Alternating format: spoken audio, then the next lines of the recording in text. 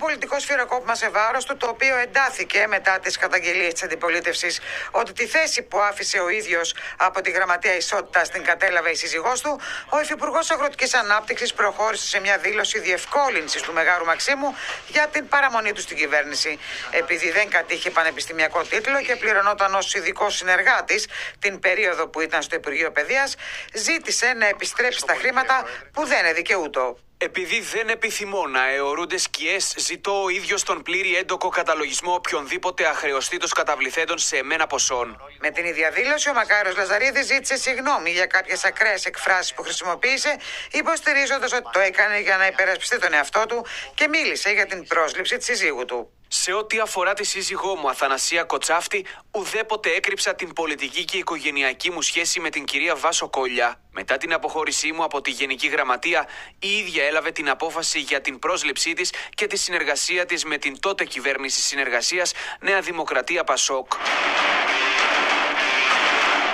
Εν αναμονή τη συζήτηση στη Βουλή για τη άρση ασυλίας των 13 βουλευτών που αναφέρονται στη δικογραφία του ΟΠΕΚΕΠΕ, ο Πρωθυπουργός προανήγγειλε διάταξη γρήγορης εκαθάρισης, ώστε οι βουλευτές να μην είναι όμοιροι δικαστικών εκκρεμωτήτων, ενώ δεν έλειψαν και οι αιχμές για τον τρόπο λειτουργίας του θεσμού. Η Ευρωπαϊκή Εισαγγελία είναι σεβαστή και κάνει τη δουλειά της, αλλά τίποτα δεν μπορεί να αιτιολογήσει ούτε επιλεκτικές διαρροές στα μέσα μαζικής ενημέρωσης, ούτε ελέγχους σε δόσεις. Πολύ περισσότερο επιπόλαιες διαπιστώσεις που αμαυρώνουν πρόσωπα και γίνονται επιχειρήματα στον κομματικό ανταγωνισμό.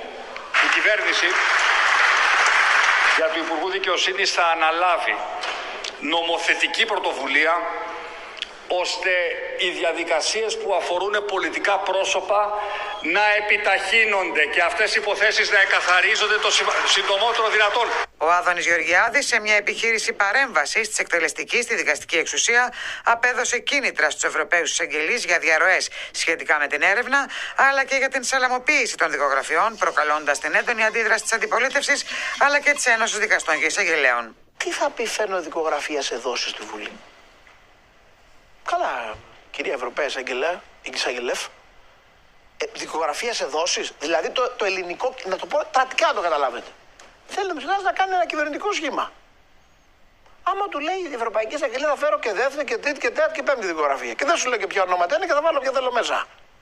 Μπορεί να κάνει κυβέρνηση. Οι μάσκες έπεσαν. Ο κύριος Γεωργιάδης αποκάλυψε μόνος του τη μεθόδευση της κυβέρνησης να προχωρήσει σε αντικατάσταση της Ευρωπαίας Εισαγγελέως, επειδή δεν κάνει τα χαρτίρια του καθεστώτος Μητσοτάκη. Χρειάζεται να θυμίσουμε όμως ότι